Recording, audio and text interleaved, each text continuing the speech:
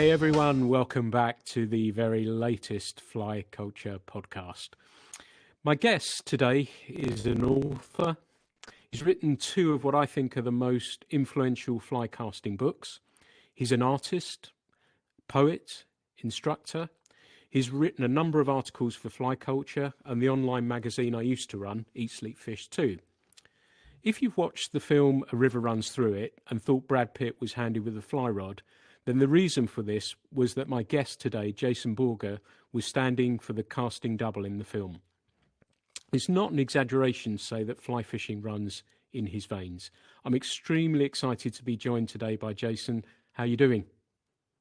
Hey, thanks for having me, Pete. I'm doing fine given all the circumstances, and getting out on the water at least to do some scouting with the kids, and just enjoying it as best we can. And it's really nice to be able to speak to you today because I feel like I've known you so many years that, like I said in the Oh, introduction, well. the online magazine I did, you were in the first edition of that. And then when I told you I was bringing a fishing magazine, a hard copy, I had to have you in the first one of that. And you very great. Well, I was grateful that you sent me an article for that too. So it's really nice to be able to actually speak at last. It is indeed, and well, thanks for including me as well, in especially in fly culture, which is I think just outstanding piece of work you've done. You've done something really great there. I mean, it's just pure and beautiful, and just about what we do, not how, but why, and I love that. Yeah. Yeah, thank you for that. And thank you for being part of it. And there's so much I want to talk to you about. And you said, you've been out scouting rivers and of course you can fish. You're based in the Washington area and you can go out, scout some rivers, do a little bit of fishing. Is it about the midge hatches this time for you and you're looking for those rising fish, or how does it work for you this time of year? I guess it depends on where I am, and what the regulations are for the water and that type of thing. I mean, if you can find rising fish any time of the year, all the better. I always say there's fishing, and then there's there's dry fly fishing, and that includes trout or tarpon. If you've ever caught tarpon on basically floating flies, it's an amazing experience. So no tarpon here, but of course trout, steelhead, salmon, and then a whole bunch of what people might think of as warm water species, bluegill, bass, and that's also around. So you can also fish local lakes, which is where I like to take the kids a lot of times because it's quick and easy, and sunfish are not particularly demanding, and the kids can have some fun with that. So, uh, the last couple of days we were up pretty high. We were in the snow, looking at some water, and not a whole lot going on insect wise, but kids had a great time. And my daughter's, there's a trout pool, there's a run, there's that folded water, Dad, you talk about. So that was pretty exciting for me, and for her too. She's good. She's ready to go. We're going to go back to that spot actually in May to do some camping and fishing as soon as it opens up. That sounds awesome. And it must be really exciting. I guess it was inevitable that your children would have rods in their hands from a very young age. It's a difficult one to balance, though, isn't it? And I know my daughter, she's a lot older now and doesn't fish a great deal. But as a youngster, I did everything to try and get her enthusiastic about it and the whole process of it, from letting her pick some flies in the fly shop and everything else that went with that. But I guess you've got that added dimension as well of family time in the sense of camping as well. Yeah, and I think that uh, from a family perspective, um, we really try to view these things as sort of holistic experiences. I mean, sometimes we're going to go fishing, but other times, and a lot of the times, it's let's go out, let's be out, and fishing is part of that, but it's not the end all be all while we're out especially with the kids. For me, if I'm going out solo someplace, yeah, I'm on it and I'm there all the time, just focusing on fishing, but still loving where I am. But with the kids being able to get out and have that experience is really where it's at. And the fly fishing is part of that. But so is throwing rocks and kicking in the mud and running through the forest. So they get Yeah. all of those things. And for us as a family, my wife was also came from an outdoors background. She was a backpacker. That was like her big thing. So it's not just uh, sort of this lopsided driving of the out of doors. It's all of us together. And a lot of times my wife is the one who's like, you need to get your butt out the door and go take those kids. You're right, I do. I need to get out of here. So it's been great, and I really hope that it'll reflect on my kids in the long term, not just for fly fishing, but loving the out there somewhere. That's what's important. Yeah, that's pretty neat. And I guess having that family time is really, really important because they do grow so quickly, don't they? Yes, they do. In fact, we look at some photos just from a couple of years ago, and like, who are those kids? They're so little. And now, they're jumping off of rocks and skittling over logs. And my daughter's she's 8, and she's ready to basically do everything. She's like, well, as soon as I'm tall enough, Dad, you got to teach me how to drive the truck. Okay, that sounds safe. We'll do that right away. So as soon as she can reach the pedals, we'll go someplace with dirt and she can mess around a little bit. But yeah, they do grow extremely fast, and the days, man, they just fly past. So you gotta do your best to enjoy them. And I think my wife especially has really helped me focus on every single day. You've got to go do something, and that's made a big difference in my life too. I've always had this fishing background, but she's like, yeah, just got to be out. You just got to be out. So that's made a difference for me and for our kids. Cool.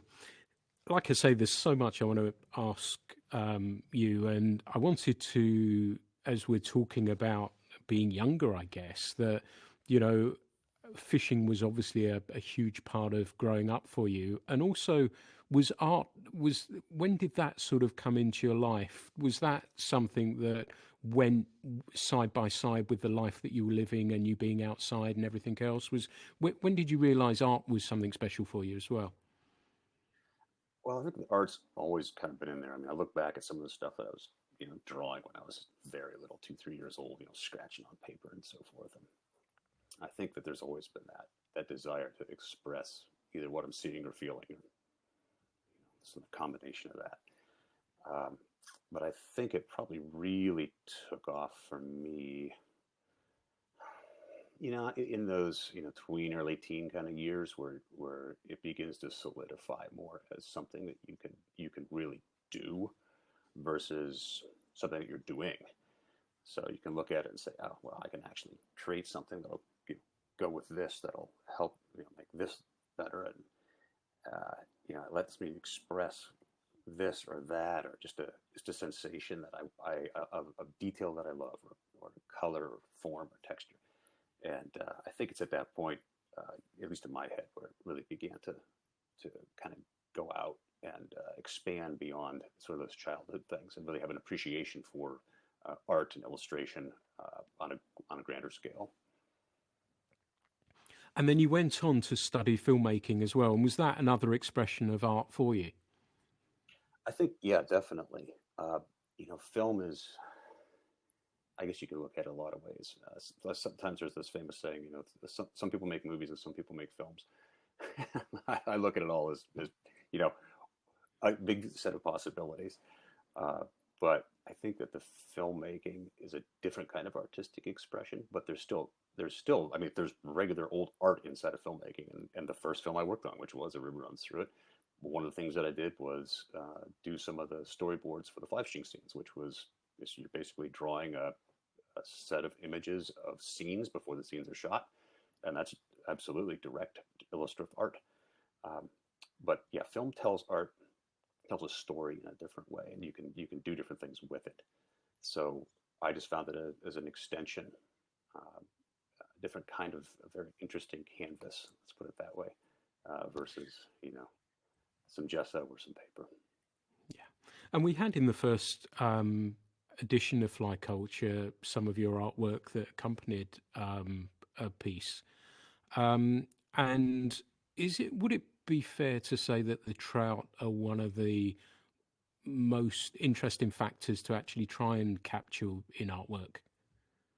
I think so. I mean, for me, I grew up trout fishing and salmon and steelhead.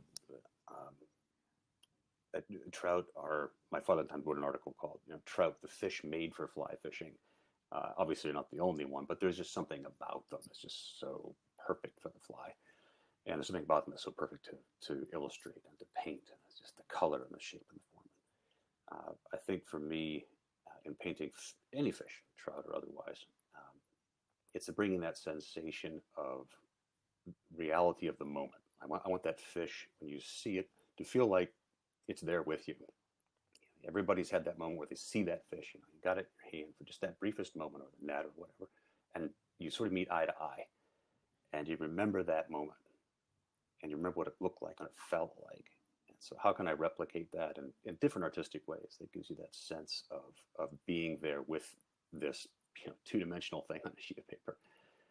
And for me, that's always been an interesting challenge, and something that if it's successful, is great. It really makes you feel like you've achieved this sense of connection, and you're looking at a sheet of paper with ink and maybe some paint or something on it. It's for me, that's a really interesting connection between myself and the fish, and then representation of that. It's interesting you use that word connection, because just recently somebody was asking me, why do you salmon fish? And I said it is that where I am, as listeners will know, there aren't so many salmon, but I don't care. I enjoy the spay casting. I enjoy being there. And for that one moment when the line goes tight, but also that connection with the fish as I release it, that moment I've touched that fish, to me is a deeply profound moment, and quite an emotional moment in some respects, that you have that brief connection with a fish that's traveled so far to come home. And I guess in my little way, that must be what it means to me. But you've got that added dimension of being able to capture that.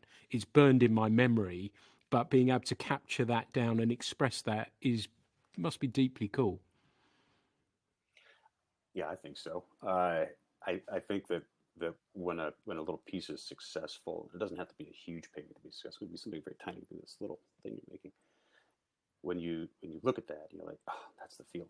That's I remember that. I remember when I looked at that fish. Or that's the sensation I want. It feels like there's that moment where you're like the connection happens, especially the connection where it's the disconnection, because that is in some ways, especially depending on where we're fishing and the type of fish we're after, it can be the most important thing. You've sort of had this dance with nature here, this connection with nature, but then as humans, we have that ability to choose, and we can choose to respect that and return that for another time. And that moment when that happens, especially if it's a magnificent fish, something that's just burned into you, and you see it, tail goes, maybe you get a little water in the face or something. Yeah. And maybe another time, and maybe we'll connect again. Maybe we won't. Maybe I'll never see you again, but it's always there. Yeah. And to have that come off a piece of paper is for me an incredibly it's a very emotional thing. That's what art should be. It should evoke things, um, whatever that may be, depending on the type of art you're trying to do. But there should be some evoking of emotion or sensation, I feel. Yeah. I'm still ridiculous that when I go fishing, I shake with excitement. And it does, like we talked about at the beginning, the whole picture, the everything about it is what makes it so special, and why I think I'll just keep coming back to this day after day after day. And it is, yeah, I think that wider connection with everything makes it so special. Is that, I sense that's the case with yourself as well.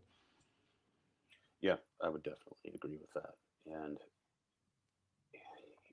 it doesn't matter if it's a 6-inch trout on some mountain stream. You pitch that little dry fly out there, you see it coming down, it's going to happen. There's a fish is going to come and take that fly. If you look at that and that fish comes bolting up, behind a little boulder and smashes your fly, a little splash, and there's look at where you are. There's a huge snow-capped peak and there's pine trees and all this. The smell's great. And if that doesn't evoke something in you, take your rod, put it down, go home. Don't come back. It should evoke something in you. You shouldn't be bored by that. Same thing. I mean, you go someplace and you cast in front of a tarpon that's as long as you are. That better evoke something too. It might evoke a little bit of terror as well. That can do it. But there should be something when that moment happens. And I think that that's one of the reasons that people, when they go fly fishing, they have that moment. And then they realize that they're having that moment inside of this thing around them, whether it's the tropics or the mountains or, someplace in the cradle of fly fishing. And you look around yourself and like, this is all right. This is what it's supposed to be. And then That's it.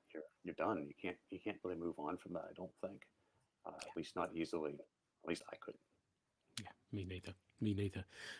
We've talked about a few species there, and this is a bit of an unfair question. I suspect trout probably top it, but running through sort of fish that you love to fish for, do you have favourites, and do you have favourite ways of trying to chase them? You know, like you said about dry fly, tarpon, steelhead, whatever it may be. Is there anything that I guess the trout does reign supreme, but what else do you enjoy, and how do you enjoy fishing for them? I think that for me personally, the pinnacle of what I enjoy is sight fishing. If I can see the whole situation in front of me, whether it's a dry fly, nymph, doesn't matter. Trout, trout tarpon. As the saying goes, I don't think it really matters. It's that that whole visual flow. There's the fish and the cast, and the fish turns. And it's coming for the fly, and you can see it happening. I mean that, and it's a refusal. Yeah. You get that. What did I do? Wrong fly, drag. What happened? You know. So there's that part of it too. It's educational as well. Sometimes you don't succeed, but whether it's a Spring Creek brown trout, uh, I've got memories of that boy, or a Yellowstone cutthroat that rises about this fast, and here's your fly. It's like this. I mean, you've seen that before, right? You can have a sandwich and a cup of coffee before it gets to the fly. Your heart's pounding. Come on, take it. Um, those moments, that's what matters. Is that I've got that visual. I mean, that's the artistic part as well. But I think as humans, we like to see stuff happen. So for me, it doesn't matter what it is, as long as I can. If I got that sight fishing opportunity, all the better. It's interesting you mentioned the refusals, so I guess permit must be kind of interesting for you as well. Refusals are, yeah, you learn a lot from various fish over the years, and you learn a lot, I think, sometimes by not catching fish, whether that's even something as simple as like taking the kids up for a sunfish. You figure out you'll catch these, you'll catch all of them you want, and the fish comes over. No, they're like little permit. Think of it that way, right? Like not as nearly as spooky, but um, all those types of situations where the fish doesn't take is also sometimes it's interesting, frustrating, especially if it's a fish you really want to catch. But you learn so much more by not always having endless success. And it just teaches you to appreciate the whole system a bit more too. You haven't figured everything out, and you probably never will. And especially when it comes to fish like permit, which of course are notorious for what they do to anglers. And what anglers do to themselves in pursuit thereof, or whether it's a super spooky brown trout on a lake that's gin clear water, it's 8 inches deep, and you can't cast to them. You cast to them and they spook. What do you do? Well, you got to figure something else out. So I think that no matter where you're fishing or what you're fishing for, it's those moments too that also stick in there. Till next time. One thing I need to ask you about, and we were talking off mic beforehand about steelhead and some of the rivers there. What is it like to catch those on a skated dry fly? It must be really cool.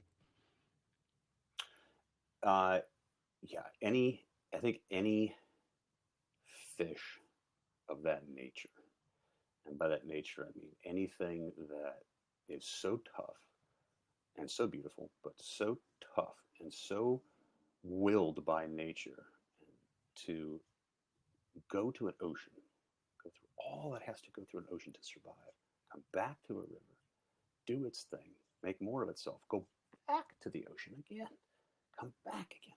What an animal, what a creature. And you can connect with that, this little bit of fluff that you skate across the surface. I mean, skating an October caddis on a little run, get that little V wake of that fly out there, and then all of a sudden there's that bulge, and it's that's why you want to go steelhead fishing. That's why you want to go Atlantic salmon fishing. And for me, Atlantics in some ways are even, I don't know, I get my heart pounding more than I think any other freshwater fish. Atlantic salmon, I think, are just even number one when it comes to the sheer spectacle of it. And that moment where the fly and the fish are coming together, and you can see it at the last second, and you gotta wait, otherwise, oh, yeah, you gotta feel the tug. It's hard, but it's beautiful. Nice. We're going to talk about the casting books shortly, but also you teach fly casting and fly fishing. Did you know, what was your motivation for that? Was it to encourage people into our sport, or was it trying to give something back, a combination of all of those sorts of things? When did that sort of start for you? Well, my father's a university professor, retired. So I grew up in a teaching environment. And my mother was also a teacher as well. So I had this sort of strong exposure to that when I was really young. And my father was doing, and my mother, she also taught him fly fishing as well.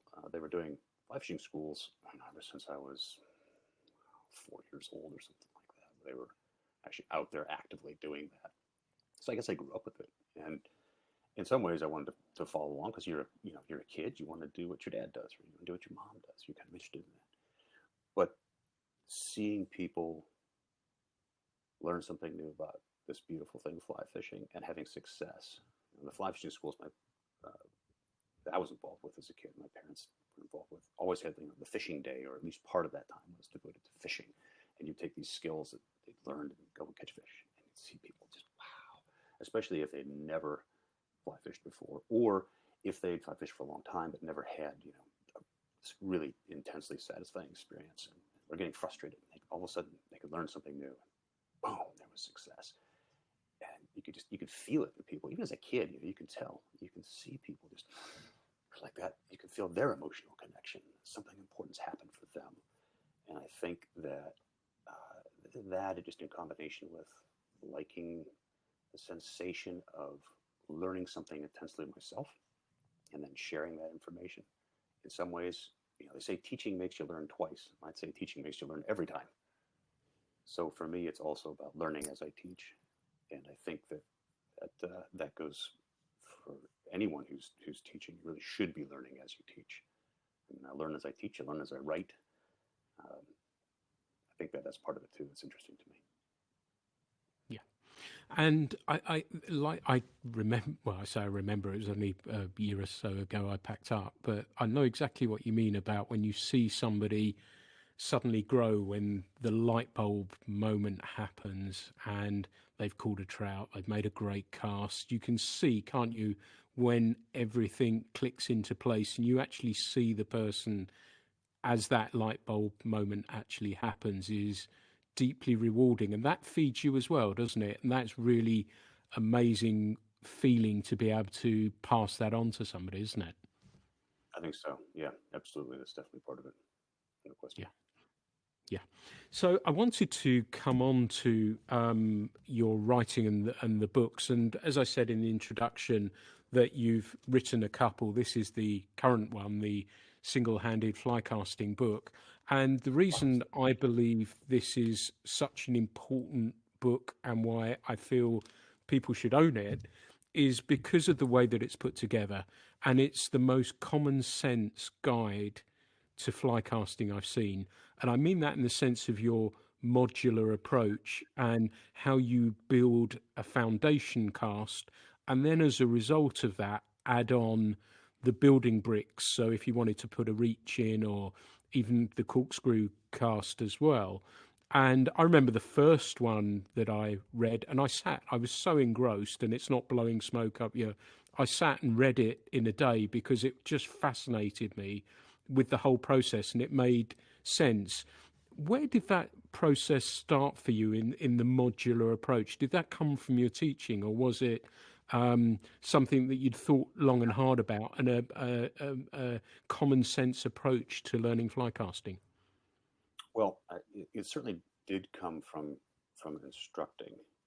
It came not long after I finished work on River Through It, and I actually moved to Los Angeles because I was doing work in film and TV above and beyond, fly fishing movies, of which there aren't a whole lot of those floating around. So, and I studied film, and so this was kind of, they kind of fit together. I was there and I was fishing. There were a lot of people in the film industry who were fly fishers. So I spent a pretty fair amount of my downtime between movies or TV projects or whatever casting. I would go to the Pasadena Casting Club, which is one of the most famous in America, probably one of the most famous in the world, really. The Pasadena Casting Club, and they have a huge pool, clubhouse, and everything. You can go down there and cast. And there are times I spent probably 4, 5, 6 hours a day down there casting and thinking about casting, working through things. And it was kind of one of those days, one of those moments where these things start to come together. Like, you know what? Looking back at how my father taught and sort of how he approached things, you begin to realize that you're not trying to learn like these highly complex combinations of things that have to happen all at once. And, this is totally different from this. And well, someday you'll learn how to do that cast. You begin to realize, wait a second. If you got this thing, you can turn it into this thing. You can turn it into this thing. And you can add one of these to the end, one of these to the end, make mends. You can do like this, go like this to the end, make a curve. And it just kind of hit me suddenly. I was like, oh my gosh, I could do this thing where casting is small chunks. So you don't have to learn all this stuff. You can learn the chunks, and then you learn these little chunks, and you can put them together and make other things. Pretty soon, you have this huge array of casts and mends and so forth, depending on the terminology you use. I tend to be very much a cast and mend kind of guy in terms of how I look at this versus other things. And at that point, it sort of solidified. And it took a while for me to really think it through, to try to come up with something that made sense in written form. It made sense up here, but you got to have it make sense for somebody else. And it's not an approach for everyone. It isn't. I mean, not everybody thinks about casting or anything else exactly the same way. So some people look at it and go, "Oh, are you kidding? I can't do that. I'm not going to follow through all that." That's fine. But for a lot of people, though, it's really proven to be a very, like you said, a common sense. Oh yeah, I could learn this one thing, add some stuff to it, make this really cool stuff that before was kind of mentally beyond reach. And if that happens, then the book's a success. The approach is a success. And that's where it works really well, like you say, because you can go from that fundamental cast that leads into spay casts, it leads into all the other bits and pieces that we would need as fly anglers to improve and enjoy our fishing as a result of that, and is really easily done. It's really beautifully illustrated as well, so that it is quite clear to see and understand what you're trying to get across. And I guess even drawing, because I once, for our little fishing school, tried to draw some things, and I'm no artist, I have to say, but trying to draw some things that I thought would make some accompanying notes for our students at the end of the day that they'd spent with us to take home and digest and hopefully help. That must have been a colossal task just in itself, with the drawings as well. Yeah, the drawings were intense. I like things to be realistic. Not necessarily realistic in terms of making something photorealistic, like some beautifully rendered drawing, but I like it to be realistic in terms of what it depicts.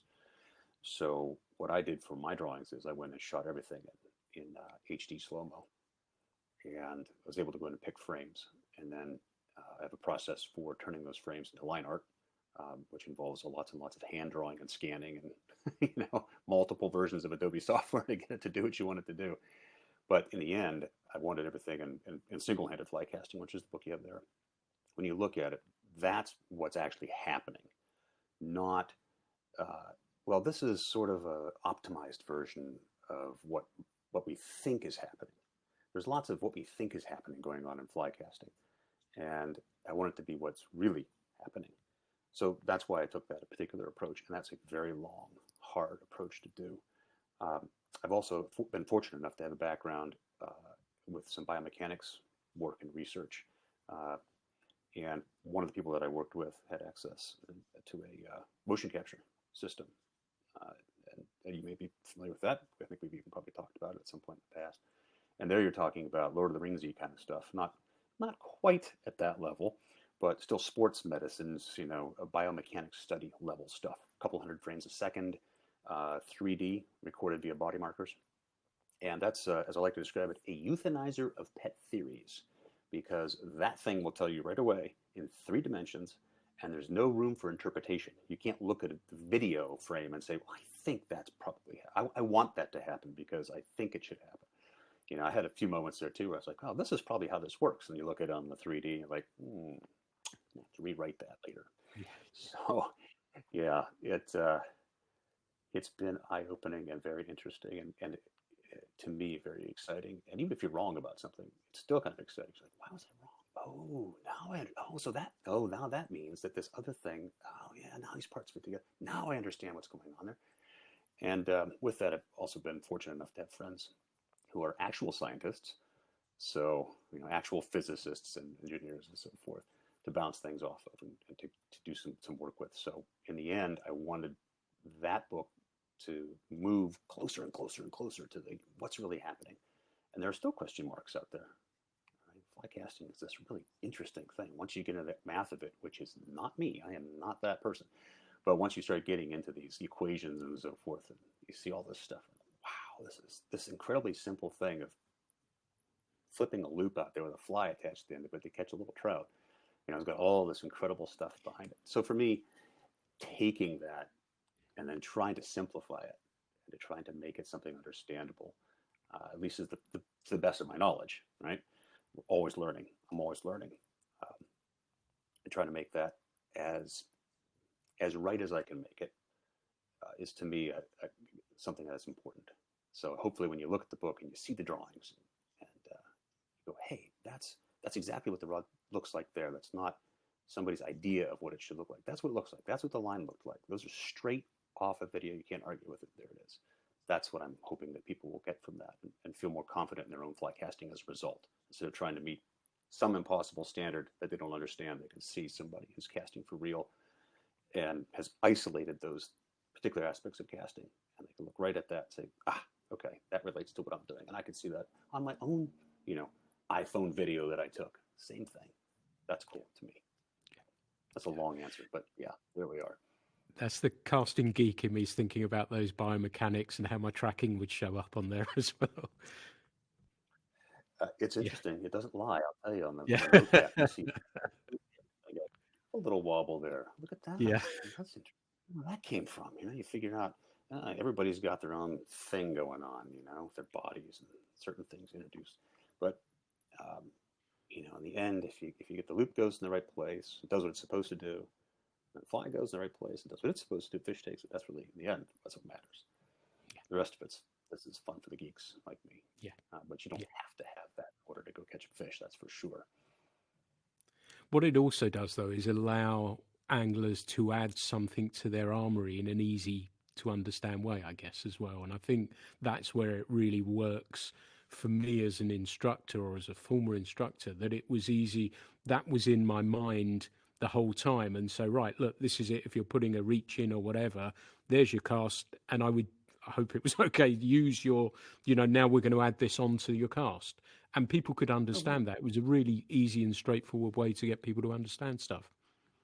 That's good to hear. And you don't have to do things like, the modular approach that we talk about and that's outlined in the book. You don't have to go deep into that when you're instructing or even teaching yourself. It's the idea of organization. But then you're teaching yourself. You say, yeah, you take this thing and you stick one of these on the end. That's the modular approach. You got it.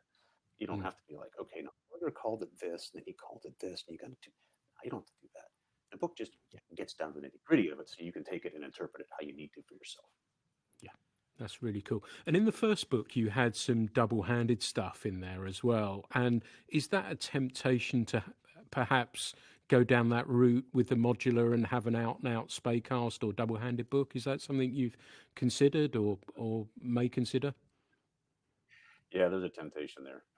One of the things that I guess is holding me back on that is that I would like to take at least a season and fish with nothing but two-handers, double-handers, or at least switch rods for everything.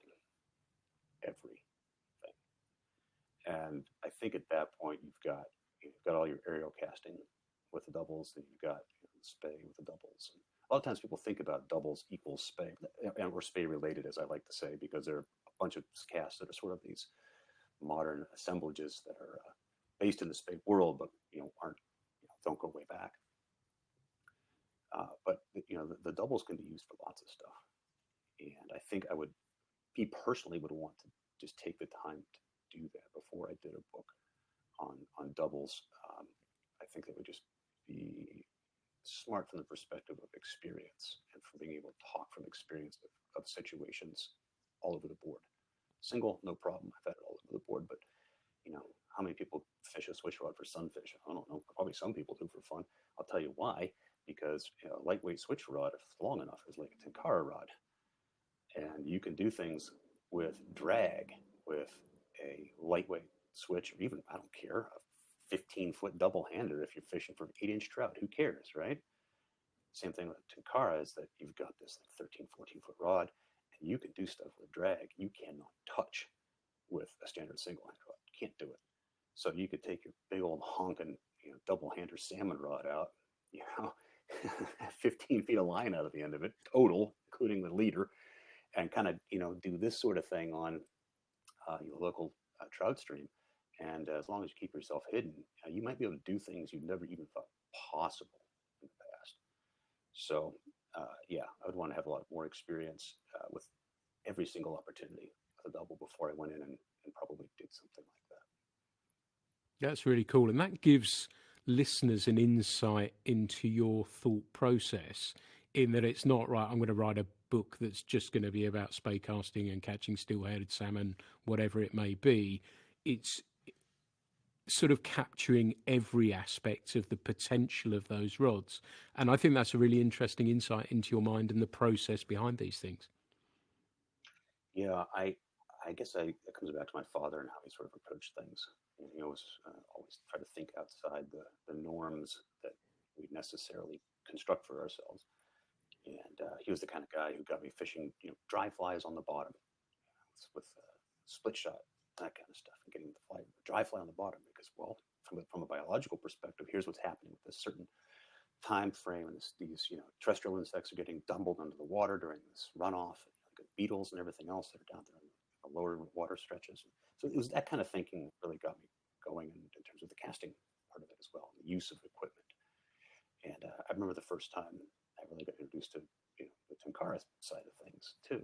And that's old as the hills when you get down to it. A pole with a line attached to the end and a fly on the end. Hey, that goes back all the way, right? As far as we have fly fishing, that's pretty much what it was. So it's not like tenkara is something new. It's just that the thought process towards become a lot more, what do you call it, sort of categorized and finalized and really focused in terms of the modern era. So when I first got a tenkara rod, fished with it, the focus a lot of times was, oh, it's so simple, it's so easy, you don't have to reel, you don't have to worry, you can just cast out and let the fly do this or that. And when I thought about it, that is cool and that's a lot of fun, and that kind of brings you back to the origins of fly fishing. But there's another thing going on here, and that is, if you do this right, you can use these kinds of rods to do crazy stuff with drag-free approaches, put the fly in places you could never hope to do it otherwise, and keep the fly there. I mean, some of the stuff you could achieve, and that includes double handers. I mean, I've taken some big rods out, 13 for an 8. It's a steelhead rod, and you go out and you fish trout with it for fun. You're not going out there getting super serious about it, but you're lashing a little bit of like a furled leader onto the end, and a little bit of mono and fly, and you're out there and you're doing this kind of thing on a little tiny trout stream. The fly's just dancing, just dance, in a spot you could never achieve otherwise. Bam, fish on it. So that kind of approach, that thinking outside the box, it's just a piece of equipment. Use it how you need to. I think that opens up a lot of possibilities in fly fishing.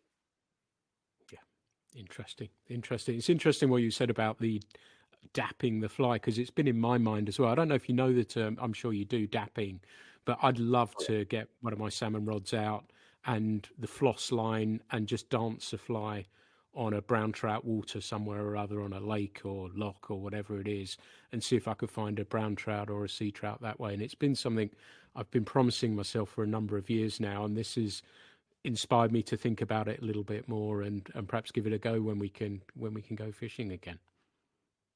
That would be great. Yeah, pull some line out of it can do amazing things, but not Yeah. necessarily in the way it really can. Yeah, it's simple, but it also opens up some very, I should say, it's simple, very complex situations. At Yeah. least it can. Yeah. Yeah. So you touched on it, and the Golden Gate Club in San Francisco, and you gave me a little sense of what it's about. And it's kind of interesting because the comparisons, and I remember a quote that you said about fly fishing, I think it was a number of years ago, versus other fishing. And if there was this big forest was fishing, and then there's a little shack in there, and that's fly fishing in that forest, and then there's a little shelf, and there was that spay casting or whatever it is, and perhaps those things are still similar from a proportional point of view. But the reason I ask that is because you have all these casting clubs, and I talked about the Golden Gate there, and I read something the other day in the Pasadena one came up somewhere or other. I can't remember if it's something we were talking about or somebody I was talking to about it recently. And in the UK here, we have sort of a casting club that travels around the UK, and it has 4 or 5 different meetups per year.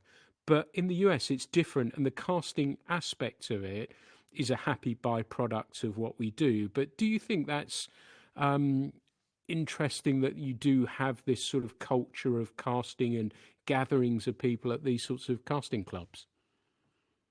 Oh yeah, I mean it goes back a long ways. The casting club culture in the U.S. goes back quite a ways, uh, and some of these very famous clubs are still very active, which I think is great. Casting for casting's sake can be something incredibly enjoyable, and there are a lot of people that really enjoy the casting as much or more than the actual fishing part of it. Good for them. If that's what they love, that's what their passion is, and it's a great social thing. Get together, all cast, give each other a hard time. That's one of the best parts of it, right? You know, uh, Comparing each other's technique and talking a little bit, sharing ideas and that type of thing. And just getting on casting, there's something about that the flow of that, this rhythmic flow, and the sort of timing of it, this metronomic timing that can take you to a different place. I think that's one of the reasons why I liked to cast so much when I had the opportunity at Pasadena. Why I would go there so much is it was incredibly relaxing. It would just take me to a different spot. I could be focused in the midst of LA, this huge city, and all this noise, all this stuff going on. And when I couldn't be out fishing someplace, I could go there and just kind of takes you to a different spot. So I think that the casting in and of itself is also just a fascinating thing to do, either alone or with others. And you, coming back to Golden Gate very, very quickly, how does that work there? Do you just rock up there with a fly rod and start throwing it around, and you get talking to people? How does it work? Or do you have to book a slot? Or how does things like that happen over there? Every casting club I've ever been to, whether it's most famous ones that we've talked about, or just a local that's sort of trying to get itself back together, but they have a pool, wander out, bring a fly rod, cast. Somebody will come over and talk to you, particularly if it's on a weekend, any given Sunday kind of thing. Somebody will be there. You can always strike up a conversation. Met a lot of people that way over the years. Done like the Pasadena Club, for instance. That's where I spent the most of my time in terms of the club scene. Yeah, you wander down, you cast, and somebody will want to come and talk to you, especially if they don't know you, because you're somebody new. So that's always interesting. Hey, somebody's into fly casting. Somebody hasn't seen before. Cool. Somebody's into fly fishing. Cool. So you instantly have that bond.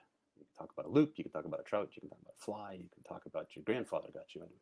There's something. There's some connection you can make there. It doesn't matter what background the two of you come from. You have that connection. That's pretty powerful, in my opinion. And a club scene like that, organized club scene like that too, I think can really give people some confidence, because they can go and there's this beautiful place, and there's somebody there who's usually friendly, you hope, and is encouraging and wants to welcome you, because they're really geeky into this thing too. I remember a weekend I had, and you may well know Lee Cummings, that he came down and stayed one weekend, and we cast for 3 days solid. And it literally, he drove down, his family came as well. He got out the car, said, I've got this new shooting head, and bless him, they were still sitting in the car. He was unloading his rod, ready to cast, and we just didn't stop for 3 days. And there's a photo at the end of those 3 days, the two of us sort of with arms around each other, and I look absolutely exhausted. But it was just such fun. And like you say, spending time with friends and taking the pee out of each other or whatever it is part of it as well, isn't it? Absolutely it is. Yeah, there's no question. And I think sometimes, no matter how good you are, it's more fun to actually blow something and have your friends give you a hard time. I mean, I think that's definitely part of it. I know that's happened to me plenty of times, especially when it comes to the fishing side. The casting side's one thing, you go, we're just trying stuff. The tailing loop doesn't matter. I got it. I'll get next one. But you go out there and you blow it on a big fish or something, and you got people with you.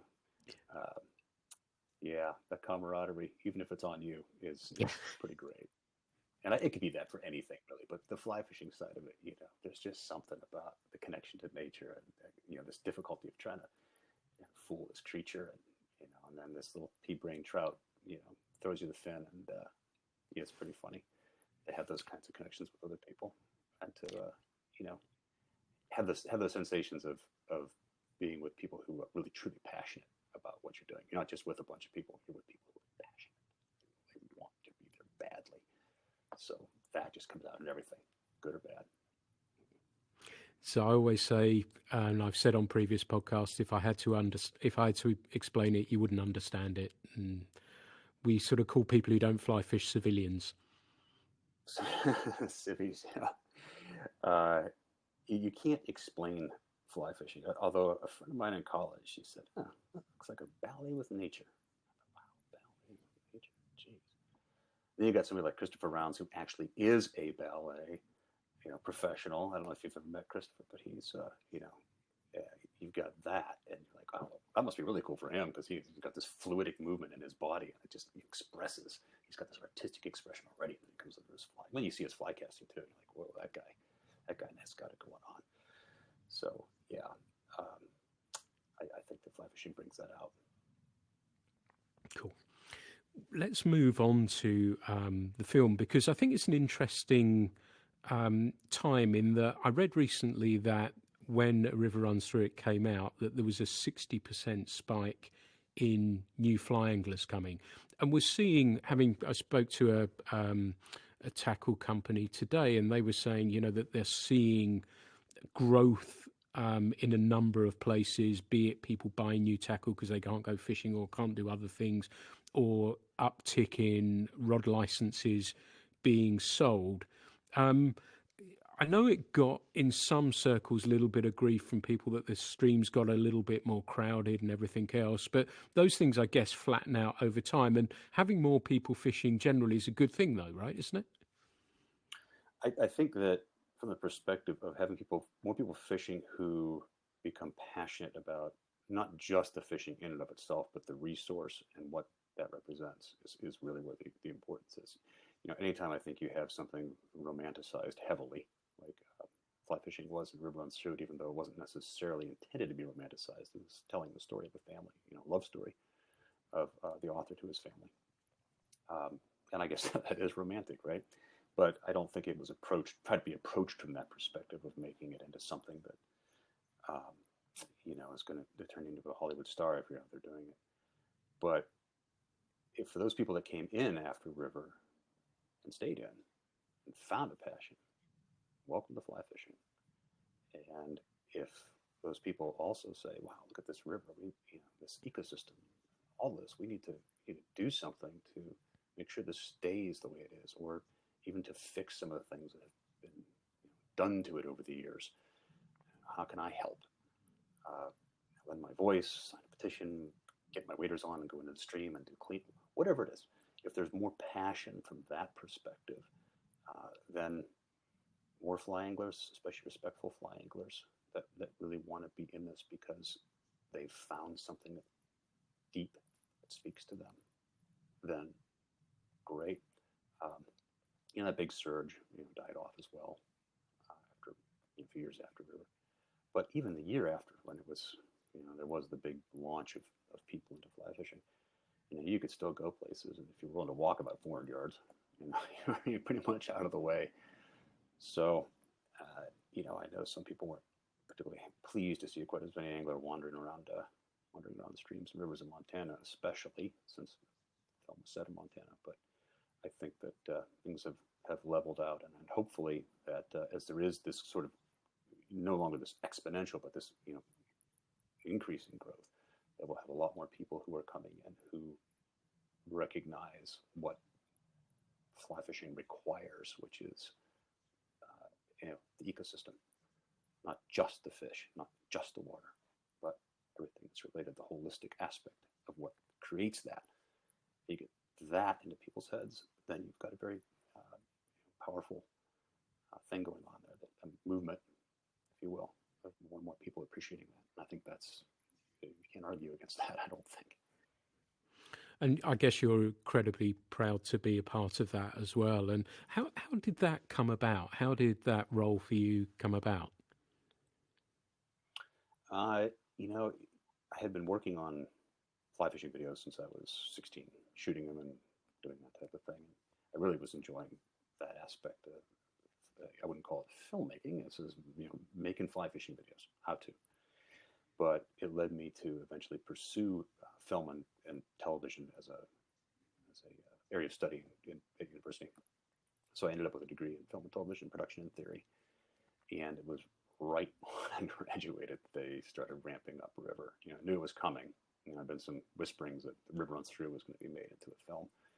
And it just turned out that those time frames just like that. And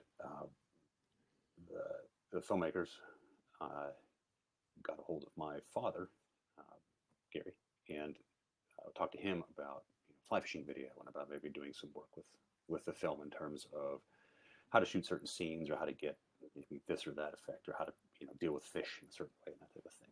And one thing led to another, and we wound up on set, and then I wound up being in the film, and then wound up actually being in the film. So it sort of went from being a fly fishing production assistant into being a stunt double and a policeman in one scene driving a car, which was a whole story unto itself. Trust me. Do you know how to? So can you double clutch and do you know how to do the spark advance? And you got to make sure you got the fuel air mixture. I'll be fine. Don't worry about it. It's good. And but the brakes don't work very well, so you got to stand on them. Yeah, that sounds safe. Okay. I'm in a movie. I don't care. I'm going to go for it, right? Death, maiming, don't worry about it. It'll be fine. So, yeah, it was kind of one of those one thing leads to another type of deals. And ended up working with a guy named John Deach, who was the fly fishing production coordinator, and he and I spent a lot of time together working on scenes and how things were going to look, and I ended up doing storyboards through that, and eventually wound up actually putting on the clothes and going out there and frothing the waters a little bit. And were the rods that you use bamboo rods? In the close-ups, there are some bamboo rods, yeah. Not all the close-ups are bamboo rods. They're hexagraphs that were painted to look like bamboo. So if you look very carefully, you can see some of the different types of rods that are being used there. And most of the long shots are the carbon rods that have been painted. And then the lines were also, if it's a real close-up, you might have the original silk on there. I think back, maybe it was Phoenix that supplied the silk. I think it probably was Phoenix that supplied the silk. And then, beyond that, so you had this real equipment for the close-ups, and then, plastic fly lines that were not bamboo colored, silk colored. Almost the same thing, bamboo and silk. They go together so beautifully for the longer shots. So there's a combination of equipment. Cool. And one of the defining moments from a casting perspective is the famous shadow cast. And I believe you were the person who came up with that. And were you tasked to come up with a cast that looked and covered everything, looked beautiful on camera? Was that a tough ask? Well, actually, the shadow cast began, the creation of it began before I was ever hired. So John Deitch, who I'd mentioned before, he was in LA and began working on the cast there because it was going to be such a central part of Paul's ascendancy as a fly fisher and as a person in relation to the family. He's sort of ascending to grace via art on this rock out there. So John had started that long before I got hired. And there were some other people that also had input, some local anglers in Montana who would come on and sort of, we were working through some form and how to do certain types of things. But when I got the script before I joined the film, my father and I both read through it, but with not knowing, what work had been done. And we said, we should base that off a Galway cast, or sometimes called a reverse cast. And so we got on set and started talking with John. He's like, "Oh yeah, we're going to do this with a reverse cast." I'm like, "Oh yeah." So we were all kind of thinking, I think, along the same lines, as to, so to speak, as to how this thing should be assembled. And in the end, there's always a few last minute tweaks to get things the way you want them, the way they has to look going across the water. So there's some of this weird backhanded kind of stuff that makes your rotator cuff want to explode and that type of thing to make the shadow cast work. But yeah, it was definitely a collaborative effort. And like I said, you always have a few tweaks to the last second. That's how film works. But in the end, the goal is to cast that shadow across the water and make the rainbows rise, which of course, as most of us know, tends to make them run versus rise. But it's a movie. It was set in early 20th century, and maybe the rainbows weren't quite as smart back then. So it makes good cinematic fly casting for sure. Yeah, cool. Did any of the cast, as a result of it, pick up a fly rod for the first time and think, actually, yeah, I'm going to do a little bit more of that? Did that lead anywhere for any of the cast? I think it probably did. I don't know if it did long term or not. I know that cast and crew both, I think, were certainly affected by being in Montana and telling the story and being a part of this type of thing. And I think there were certainly crew members who were really interested in fly fishing and wanted to get more into that. So I think there's certainly some leftovers from that. I mean, I know that at least one of the crew members I've stayed in touch with for years has become a maniac fly fisherman as a result of working on the film. And it's like one of his big passions. And there were other people who worked on the film who already fly fished. It wasn't like everybody came in there without having any background in it. But yeah, I think that it definitely sparked some of that. And because it's a story of family too, there's a whole different connection going on there too, above and beyond any fly fishing. You see people kind of say, "Well, I had a brother," and they kind of trail off, and you're like, "Ooh, yeah, it's an affecting story." So I think there was both going on there. Yeah. And you said it was Montana, as a result, saw the footfall, and the book was set around Florence and Lolo, which is just outside Missoula, and on the Bitterroot and Blackfoot and those rivers there. But you actually filmed it on the Gallatin. Was there a reason for that? Yeah, the Gallatin was the stunt river. And I think at the time it was probably the river that was in the best shape for filming. There had been a lot of extractive industry stuff that had gone on in the Blackfoot. And after the movie, though, it saw a lot of restoration. And thanks a lot to the Orvis Company, too, for stepping up and doing so much there. They deserve big props for that. But the Gallatin, come on. If anybody who's ever driven up the Gallatin Canyon, the place begs to be photographed. Right? It's like, please take your camera out, take a picture, take a movie, please. It's so beautiful. You read Norman's words about the half light of the canyon. I mean, the Gallatin Canyon's in half light all the time, except maybe at high noon. The rest of the time, it's always in half light. Yeah, it's just a spectacular place. There's mist and boulders, and it looks like there should be 10-pound rainbows in there. So, I think once they saw a location, once Redford looked at that, that's the spot. There's no question. And absolutely. And that's actually where I started fly fishing in terms of me casting a fly rod, not having a fly rod put to my hand with a fish on the end, but me actually doing this kind of thing. And, set the hook. Whoa! I was fishing on Stormcastle Creek, which flows into the Gallatin, basically 2 miles from where we shot most of the scenes for river, most of the fishing scenes for river. So for me, it was like this big full circle return, coming all the way back to where it started for me in this just ridiculously gorgeous place. Yeah, I've seen it from the road, and actually talking about my daughter not fishing so much, I think that was almost actually we've had a spey casting last year, but that was the last time I think she fished with me, and it was a little bit further up the system, just inside the park. And it's a different river there. It's not quite as beautiful, but it was easy to pull over on the road, and she didn't get so bored so quickly, so that we managed to catch a few fish down there. So, but I think I've got unfinished business a little bit further down the line. But talking about the casting as we have done, what would you? What we're going to start wrapping things up now, but what advice would you give somebody, aside from buying your book, of course, to try and improve their fly casting? What would you recommend that somebody works on to improve it? Practice, number one. I mean, I know you just said what should they work on? They should work on practicing. Of course, if you practice all sorts of wrong stuff, you end up perfectly wrong, and you have to unlearn the wrong and figure out the right. And by right, I don't mean there's only one way to do something, but from a biomechanics perspective, there are certain things that our bodies are well suited to in terms of range of motion and that type of thing, especially if you've got injury or pain or anything like that. But yeah, practice, and try to practice with precision. If you're gonna work on something, don't just get out there and just do 500 of these things. Okay, get out there and say, okay, I want to do this today. I'm going to try this. I'm going to target out there. I'm going to work on doing this mend, or I'm going to work on doing this kind of cool, funky cast that I saw. I want to focus on that. What happened there? It didn't work. Why? What's going on? You can blame the fly rod, but it's this thing over here that controls the fly rod.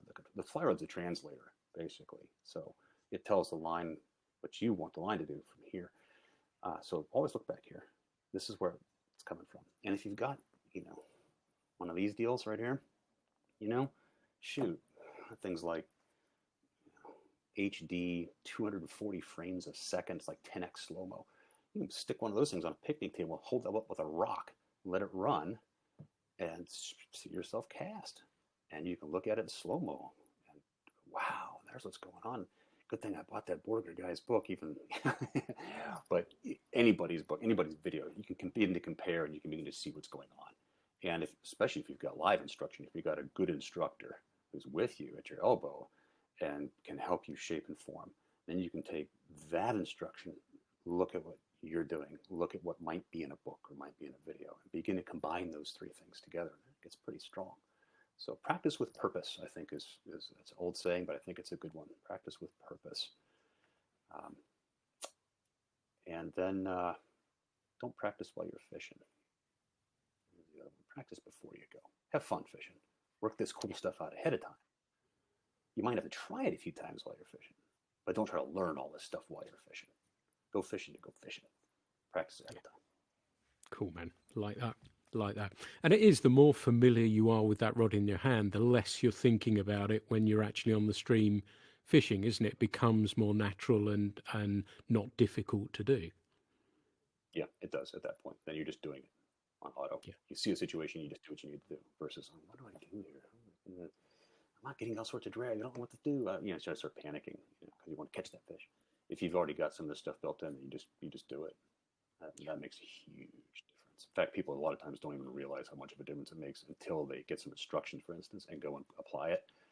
And they're like, oh my gosh, my fishing just totally changed. And all I learned how to do was, this motion or this motion, at the right time and the right way, making it, a certain speed and so forth. And I could do all this really cool stuff I could never achieve before. Boom, success. Perfect. So if people want to get hold of you, if they want to buy a copy of Single-Handed Flycasting, how do they go about doing that? Well, Single-Handed Flycasting was a limited release book. I did 1,001 copies, and they're sold out. I do have a new book coming, though. And that is, I'm aiming for a June 1 date on that. And I'm also redoing my website right now. So if you go to jasonborger.com, you're going to be greeted by a website does not exist kind of error. But that is in process. So both of those things will be ramping up here over the spring. And there'll be a new book. It won't be quite as geeky as that one. It's going to be a little bit toned down, but all of the information that you would need, the way I look at it, is a flycasting course.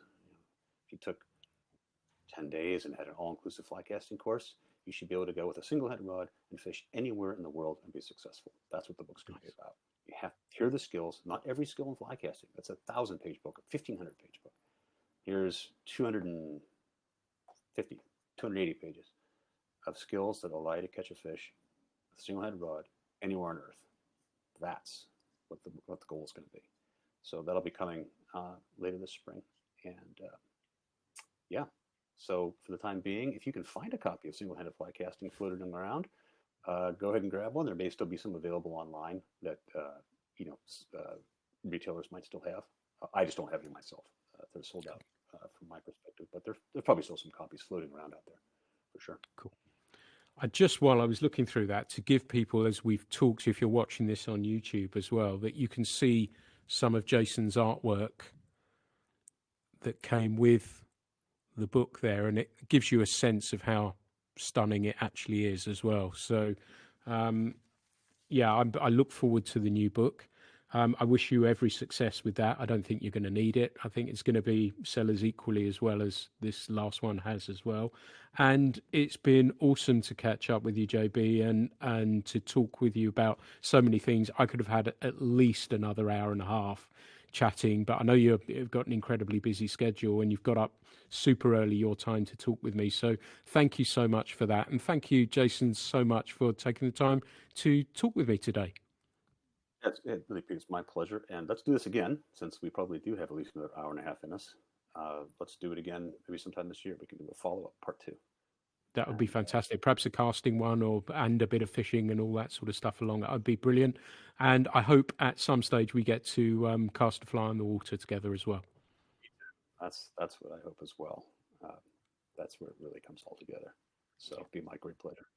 Cool, man. Thanks so much. Well, thank you so much again. Everyone, this has been the Fly Culture Podcast. I hope you've enjoyed this one as much as me. As ever, there are many more in the pipeline, so I hope you keep enjoying the Fly Culture Podcast. Thanks so much for listening.